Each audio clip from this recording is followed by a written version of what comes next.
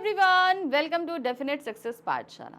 ये एक ऐसी पाठशाला जहां हम आपके विषय से संबंधित आपके सभी समस्याओं का समाधान लेकर उपस्थित हो जाते हैं, आपका मार्गदर्शन करते हैं, मगर उसी के साथ बहुत सारे ज्ञान का भी आदान प्रदान करते हैं। अब आप बोलोगे कि मैम आप प्रदान तो करती हैं पर आदान कहाँ करती हैं। कहने का तात्पर्य ये है, आपको सिखाते सिखाते हम बहुत सारी चीज़ें सीखते हैं और कमेंट्स बॉक्स में आए हुए आपके कमेंट्स के माध्यम से हमें अपनी बहुत सारी चीज़ों में सुधार करने या आपको बहुत सारी चीज़ों को बताने का या बहुत सारी चीज़ों को सीखने का मौका मिलता है।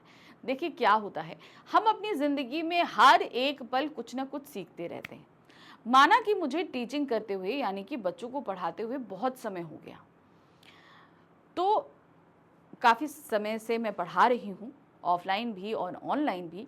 करीबन मेरे पास 20 साल का एक्सपीरियंस इस चीज़ का है, लेकिन उसके बावजूद भी ऐसा कहें कि मैं परफेक्ट हूँ, मुझसे कोई गलती नहीं होती, तो ये गलत होगा, क्योंकि मैं अभी भी बहुत सारी चीज़ों को सीख ही रही हूँ हर पल।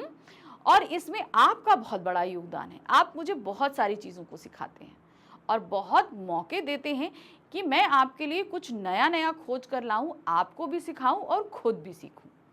क्योंकि देखिए, अगर हम बात करें अपने सब्जेक्ट यानी कि साहित्य की, हिंदी की, तो हिंदी साहित्य अपने आप में बहुत वृहत है।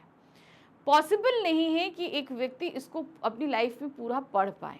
हम कोशिश कर सकते हैं कि हम बहुत कुछ पढ़ें, लेकिन आजकल कहते हैं ना कि समय की बहुत कमी होती है, तो हम इतना नहीं पढ़ पाते।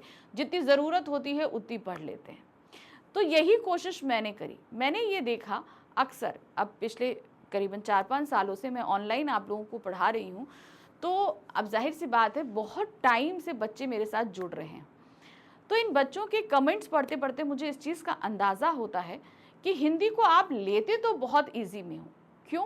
इसका रीज़न है कि हिंदी हमारी मातृभाषा है, हमें समझ में बहुत जल्दी आता है। ठीक है, इसी वजह से हम हिंदी एग्ज़ाम्स के टाइम एकदम एंड में पढ़ेंगे, सब कुछ होगा। लेकिन जिसमें आप सबसे ज़्यादा फंसते हैं वो होता है काव्य। ठीक है, आप हिंदी को अच्छा समझ रहे हो, इजी समझ रहे हो, आपको समझ में भी अच्छा आएगा, लेकिन जब लिखने की बारी आती है तो लिखते समय बहुत परेशानी आती है कि भाई आंसर कैसे बनाएं, क्या करें। तो मेन होती है समझना आसान, और काव्य में तो वो भी मुश्किल और उसके ऊपर लिखना मुश्किल। तो हमने ये कोशिश करी, आप लोगों से हमेशा ये मैं कोशिश करती हूँ कि पूरे साल सिर्फ पढ़ाई ना करा के कुछ ऐसी चीज़ें आपको मैं कराती रहूँ ताकि आपका इंटरेस्ट थोड़ा थोड़ा हिंदी में बढ़ता रहे। तो आप ईयर एंड में एग्ज़ाम्स के टाइम सिर्फ हिंदी ना उठाओ, बाकी टाइम भी आप हिंदी को पढ़ो। माना कि सब्जेक्ट रिलेटेड नहीं पढ़ रहे हो, बाकी वे से पढ़ रहे हो, लेकिन आपकी हिंदी अच्छी होती जाए। अब बात आते हैं, अगर हम काव्य की बात करें तो काव्य में आप बहुत उलझते हो। क्यों? क्योंकि वो सीधी भाषा में नहीं होते, तुकांत में होते हैं। उसमें खड़ी बोली होती है, ब्रजभाषा होती है, अवधी होती है, बुंदेली होती है, राजस्थानी होती है। तो इन सभी भाषाओं का कहीं ना कहीं सम्मिश्रण होता है। तो अब बात आती है कि अगर आपको काव्य अच्छे से समझना है तो रेगुलर बेसिस पे उसे थोड़ा थोड़ा सा पढ़ते रहिए। वैसे तो काव्य अपने आप में अगर हम बात करें अवधी भाषा की तो टफ है, ब्रजभाषा भी टफ है, बुंदेली और राजस्थानी भी आपकी जो बोलियां हैं उनमें भी जो चीज़ें लिखी गई हैं वो भी समझने में थोड़ा टाइम लगता है। लेकिन काव्य में जो सबसे सरल पार्ट होता है वो होता है उनके दोहे। वैसे तो दोहे हैं, पद हैं, सवैये हैं, कवित्त हैं, बहुत कुछ होता है। लेकिन हमने ये सोचा कि हम काव्य को अगर आपके साथ हम पूरी तरीके से, कहते हैं ना एक मैत्री भाव, थोड़ा सा पढ़ा सा हमें जान पढ़े। ऐसा नहीं कि जब हम काव्य उठाएं तो हमें लगे हैं ये तो मेरे लिए बिल्कुल नया है, हम कैसे पढ़ें इसको। तो कहते हैं ना, थोड़ा सा जान पहचान कराने के लिए सबसे अच्छा तरीका हमें जो समझ में आया वो था दोहे। इन दोहों के माध्यम से हम धीरे धीरे काव्य से आपकी दोस्ती करा रहे हैं। तो हम तो करा रहे हैं, अब आप कर रहे हैं कि नहीं कर रहे हैं ये आप पर डिपेंड करता है। आप ये चाहते हो कि आप अपने भारत के साहित्य को अगर समझो और जानो तो उसका बेस्ट तरीका है आपको हिंदी पढ़नी पड़ेगी। ठीक है, तो हिंदी को पढ़ना है तो सबसे आसान तरीका हमने अपनाया दोहों का। दोहे लेकर आ रही हूँ आपके पास बहुत टाइम से और चीज़ें आपको सिखा रही हूँ। तो आज भी ऐसे ही दो दोहे लेकर आई हूँ रहीम दास जी के। चलिए देख लेते हैं क्या है आज रहीम दास जी के दो दोहे। दोहा संख्या है 37 और 38। क्या दिया गया है? 37 और 38, दोहा संख्या है 19। ठीक है, तो अभी तक कहने का मतलब है 36 दोहे करा चुकी हूँ, यानी कि 18 पार्ट आपके पास आ चुके हैं। आज ये 19वां पार्ट है, 2 दोहे आज हैं। तो अब सबसे पहले हम देख रहे हैं दोहा संख्या 37। समय पाए फल होत, समय पाए झरी जात, सदा रहे नहीं एक सी का रही मन पछतात। तो अब सबसे पहले हम क्या करेंगे, हम क्या करते हैं, सबसे पहले हम दोहों का अर्थ समझते हैं। जो सामने लिखी हुई पंक्तियां हैं इसका अर्थ समझेंगे, फिर हम आश्रय समझेंगे। ठीक है, क्या कह रहे हैं, समय पाए फल होत है, यानी कि किसी भी वृक्ष में जब समय आता है तो उसमें फल लगता है। ठीक है, अब हर मौसम में जैसे अमरूद लगेगा तो अमरूद कब लगता है, ठंड में लगता है। आम में बौर कब आता है, बसंत ऋतु में आता है, और गर्मियों में हमें आम खाने को मिलता है। ठीक है, तो जब समय होता है जिस फल के आने का, तो वो फल पेड़ पर लग जाता है। समय पाए झरी जात, और जब समय आता है उस पेड़ से जो है फलों के झड़ जाने का, तो वो झड़ भी जाते हैं, गिर भी जाते हैं। यानी कि जब ठंड खत्म होगी तो अमरूद आना बंद हो जाएंगे, गर्मियां खत्म होती हैं तो आम आना बंद हो जाते हैं, है ना। तो हर चीज़ का अपना एक समय होता है, फलों का आना और फलों के आने का, यानी कि उनके झड़ जाने का अपना अपना एक समय होता है।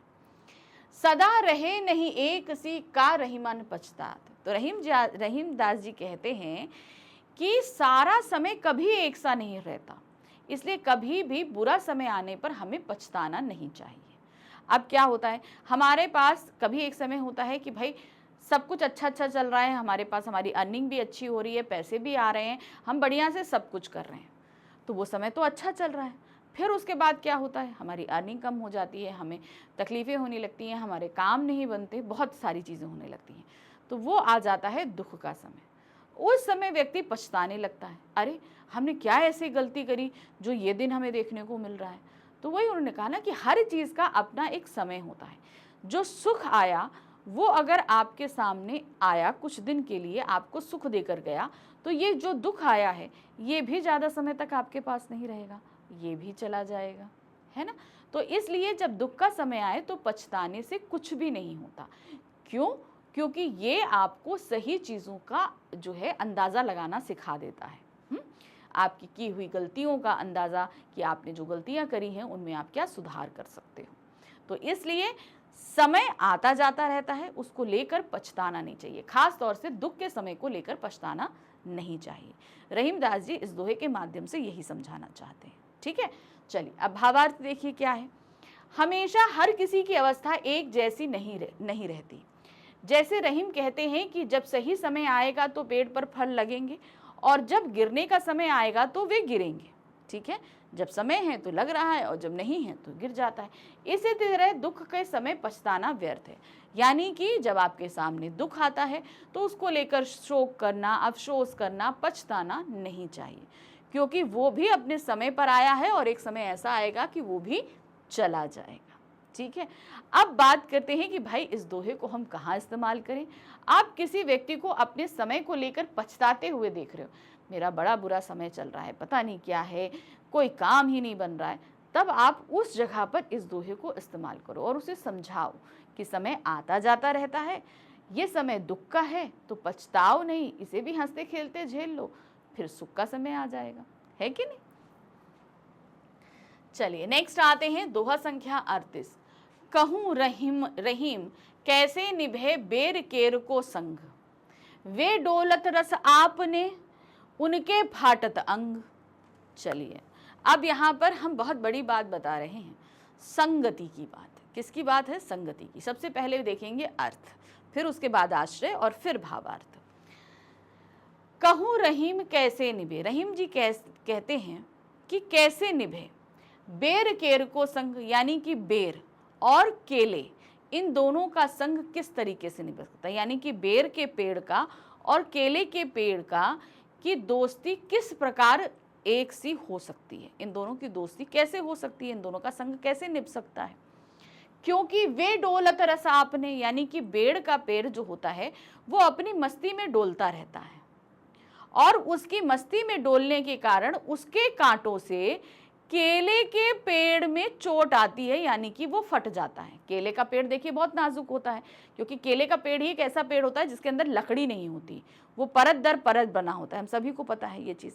तो अगर उसमें जरा सी भी चोट लगे देखो वो काला पड़ जाता है। तो यानी कि अगर बेर का पेड़ हवा के जोर से अगर डोलता है तो उसके कांटों से केले का पेड़ फट जाता है, यही होगा ना। अब इसके माध्यम से कवि क्या कहते हैं, उन्होंने कहने का यहाँ पर बोला है कि बेर मतलब होता है दुष्ट व्यक्ति, केले का मतलब होता है अच्छा व्यक्ति। दुष्ट व्यक्ति और अच्छे व्यक्ति का संग कभी भी हो ही नहीं सकता है। अब उन्होंने कहा ऐसा क्यों? क्योंकि देखिए, जो दुष्ट व्यक्ति है वो अपने बुरे कर्म करता रहेगा, और अच्छा व्यक्ति अगर उसके साथ रहेगा तो बुरे कर्म में, वो जो अच्छा व्यक्ति है वो बुरे कर्म ना भी करे, लेकिन दुष्ट व्यक्ति के बुरे कर्मों के द्वारा चोट उसको भी लगेगी। कहते हैं ना, गेहूं के साथ घुन भी पिसता है। तो वही चीज है, दुष्ट व्यक्ति के द्वारा किए गए कर्मों की चोट अच्छे व्यक्ति को जरूर लगेगी। वो अच्छा व्यक्ति भले ही कुछ काम बुरा ना करे, वो अच्छा ही अच्छा करे, लेकिन उस बुरे व्यक्ति की संगति के कारण अच्छे व्यक्ति पर आंच आएगी जरूर। इसीलिए संगति करते समय हमेशा हमें अपने दोस्तों के व्यवहार, चाल चलन, चाल ढाल को देखना ही चाहिए। ठीक है, चलिए अब देखते हैं इसका भावार्थ। रहीम कहते हैं कि विपरीत व्यक्तित्व वाले व्यक्तियों के बीच दोस्ती नहीं टिक सकती है। वह बेर और केले का उदाहरण देते हुए कहते हैं कि वे सामंजस्यपूर्ण ढंग से एक साथ नहीं रह सकते, यानी कि मिलजुल कर एक साथ नहीं रह सकते हैं। बेर के पेड़ का अपने मौज में हिलने के कारण केले के पेड़ को नुकसान पहुंचता है। अब क्योंकि बेर के पेड़ में तो क्या होते हैं, कांटे होते हैं, अगर हवा चल के वो हिलेगा भी तो केले का पेड़ अगर उसके बगल में रहेगा तो वो तो फट जाएगा, है ना। यह दर्शाता है कि कैसे एक नैतिक रूप से ईमानदार व्यक्ति, यानी कि केले का पेड़ जिसका व्यवहार बहुत अच्छा है, और एक नैतिक रूप से भ्रष्ट व्यक्ति यानी कि बेर का पेड़ जो कि बुरे काम करता है, के बीच संबंध अस्थिर होता है। मतलब ये ज्यादा समय तक ये रिश्ता टिक ही नहीं सकता है। क्यों? क्योंकि दुष्ट व्यक्ति हमेशा अच्छे व्यक्ति को चोट पहुंचाता ही रहेगा और उसके अस्तित्व को मिटाने की कोशिश करता ही रहेगा। अब बात आती है कि इस दोहे को हम कहां पर इस्तेमाल करें।